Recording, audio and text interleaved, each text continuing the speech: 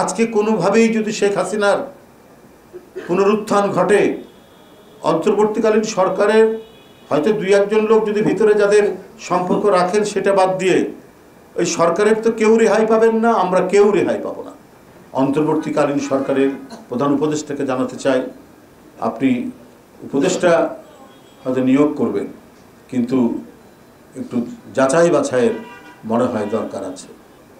আজকে এই যে লুটের টাকা দেশের ভিতরে যাদের কাছে আছে, এদের অনেকেই তো এখন ধরা পড়েননি, এবং এই টাকাই এই সরকারের বিরুদ্ধে, আপনার অন্তর্বর্তীকালীন সরকারের বিরুদ্ধে ব্যবহার করা হচ্ছে আমাদের নানাভাবে, এবং অস্থিতিশীল করার জন্য ইতিমধ্যেই আওয়ামী লীগের লোকরা হত্যার মতো জঘন্য কাজও করেছে। গোপালগঞ্জে, নরসিংদীতে বিএনপির দুজন ছেলেকে হত্যা করা হয়েছে এই কয়েকদিনের, মানে তার পতনের পরপর, এবং এটার পিছনে স্বয়ং বাইরে থেকে যে দেশে আশ্রয় নিয়েছেন শেখ হাসিনা, সেখান থেকে তার নির্দেশনাগুলো আমরা প্রতিনিয়ত সেটার আমরা ভাইরাল আমরা দেখতে পাচ্ছি। তো বন্ধুরা আমার, এই যে ঘটনাগুলো, এই ঘটনাগুলোর তো আমরা কোনো প্রতিকার দেখিনি, এই ঘটনাগুলো তো বিষয়ে তো কোনো কথা বলতে দেখিনি।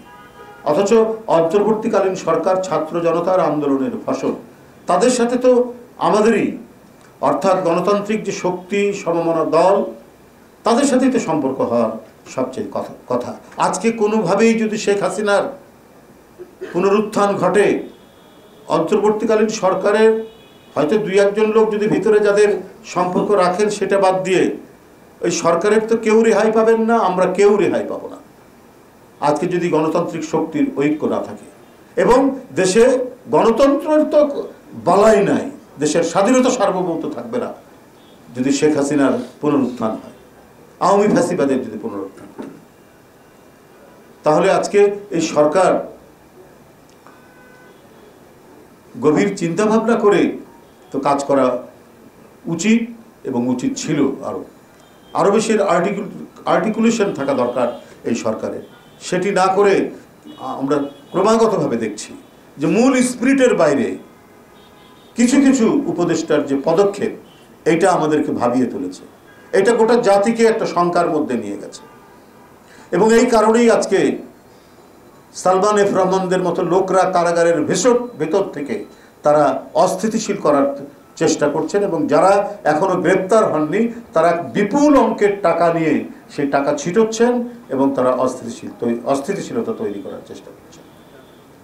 যাই হোক, আমি আপনাদের মাধ্যমে দেশবাসীকে জানাতে চাই, অন্তর্বর্তীকালীন সরকারের প্রধান উপদেষ্টাকে জানাতে চাই, আপনি উপদেষ্টা হয়তো নিয়োগ করবেন, কিন্তু একটু যাচাই বাছাইয়ের মনে হয় দরকার আছে।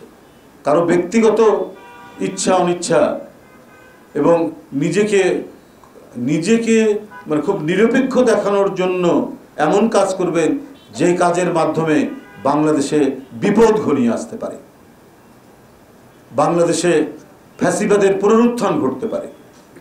তখন এরা কেউ আপনার পাশে দাঁড়াবে না, কারণ 15.5 বছর আমরা এদের ফ্যাসিবাদের বিরুদ্ধে একটা টু শব্দ করার নিদর্শন আমরা দেখিনি। আপনাদের সকলকে ধন্যবাদ।